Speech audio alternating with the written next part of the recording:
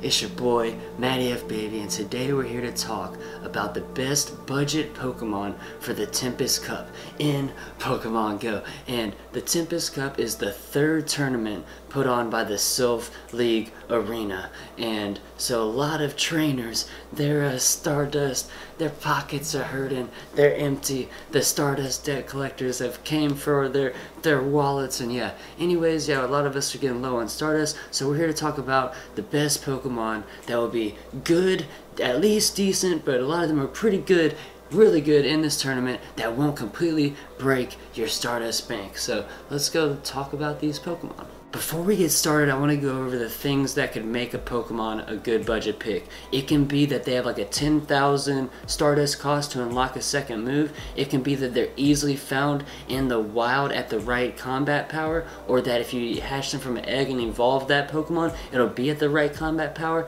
Or it could be that they're easy to trade for, or that they've been used in a previous cup. So let's go ahead and get started. We'll look at the picks right here. The first one, we have Charizard.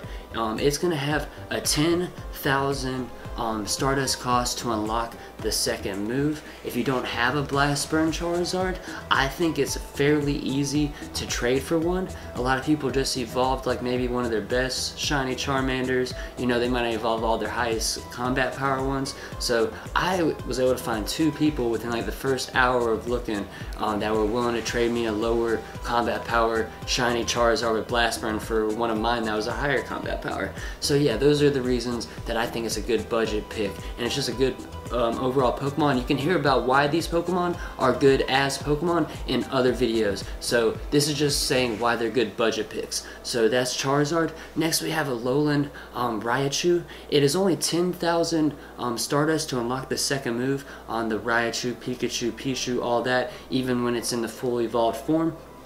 And then it has good moves like the Spark and Thunder Punch combat, but we're not talking about why it. Well, we're not talking about what makes it good. Anyways, I want to though. I'm not going to. Okay. Anyways, yeah, and then once you get one out of a raid, it's only a couple power-ups to get it up to fighting form near 1500 combat power. So next we have a Lowland Graveler, and as you can see, it's 4,500 Stardust right here. Is how much it is at the power-up level. So it's getting close to level 30. So if you get one out of an egg, it's only about 8 power-ups. You can get one in the wild at a decent combat power. Not that they're easy to find, but if you get one out of an egg, it's only about 8 power-ups, and it has a 10,000 to unlock for the second move. And there's a really good Pokemon in this cup. Next we have Steelix, and it's on here because if you hatch an Onix out of an egg and then evolve it, it's going to be a power-up or two to be over at that level. It is 50,000 Stardust to unlock a second move, but with Steelix, personally, I think you could get away with just having Dragon Tail and Crunch. I think you get away with that. I think Heavy Slam is nice to have as well, and Earthquake, but I think you get away with having only one move. And also, you could have used this in a previous cup, so it is from a previous cup, so that's another good thing, or that makes it a budget Pokemon. Next, we have the Mantine, and don't sleep on Mantine. Go watch Zyoniks video. I have the link in the description that goes over Mantine. As the Mantike, it's only 10,000 Stardust to evolve, and then you only got to get it up to about level 26 or something, I want to say, maybe 27 or 28, but you see 4,000 Stardust. I was able to actually power up the Mantine and the Alolan Raichu and another Pokemon with just the Stardust I got today. So that's just showing you how fast you can go get some of these budget Pokemon up to snuff. Next we have another one of the like starter Pokemon. We have the Marshtomp and even the Swampert at 10,000 Stardust for the second move. That's really cheap, and you got to get it up to, I want to say, level 28 for the Marshtomp, around there. So that's not too bad as far as powering one up. If you find one in the wild at the right combat power, then that saves a Stardust there too. So they're decently easy, I believe, to find in the wild, maybe even trade with somebody for. But yeah, so pretty easy budget Pokemon, and really good as well. Plusle and Mantine, you get to me, I think they're really easy to find in the wild, right? Especially when it's raining. I had so many pluses in mine in my inventory that were just like above the weather boosted line of like the 5,000 Stardust with the 6,000, 7,000. And when I played with mine before powering it up at that level of like 1,390 combat power, my plus, it did really well right there too. So I didn't even have to invest in it, and it still was really formidable. I went ahead and did go and invest in it. It wasn't too much Stardust. I want to say about 50,000 to get it all the way up to about the 1,500 combat power range. Next we have Altaria. It's a budget Pokemon because it has a 10,000 Stardust, 10,000 Stardust to unlock the second move, and also it's pretty easy to find in the wild for most trainers. So you can find one at the right level, the right combat power, the decent IV spread for you. Fairly easy to just wait a few days until the right one kind of falls in your lap.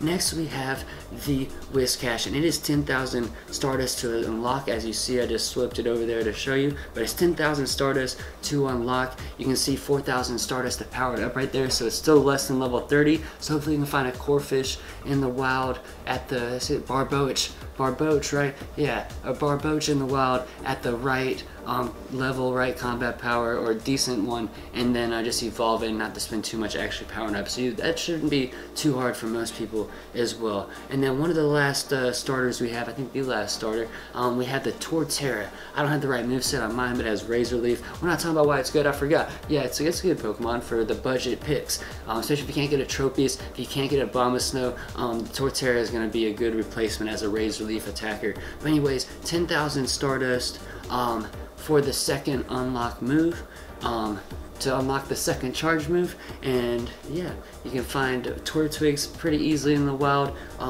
You can also find them at eggs, and you could trade one that your friend hatched out of an egg to make it a lower IV, because I think it's going to need to be lower. Actually, you probably have to find one in the wild. Sorry, yeah, you have to find one in the wild and then evolve it. And it doesn't have to be too high of combat power. You can see here 2,200 Stardust to power it up where it's at right now, so that's not going to be very much Stardust if you do not find one that's at the perfect combat power level. You got to throw a couple in there, a couple power-ups, not going to be that much. Next we have Rhyperior. This one may not be the easiest one to find in the wild, but as soon as I said that, six Rhyhorns later, a few hours later, I found one that was right there at the perfect combat power. So you just gotta look for one that's at the right level and then just evolve it. And I think it's a nice budget pick, because personally, I don't think it needs a second move. You really just want it for that smackdown, and yeah, and the Surf is a low energy move, so I don't really think it needs a second move either. So I think this one's a budget pick because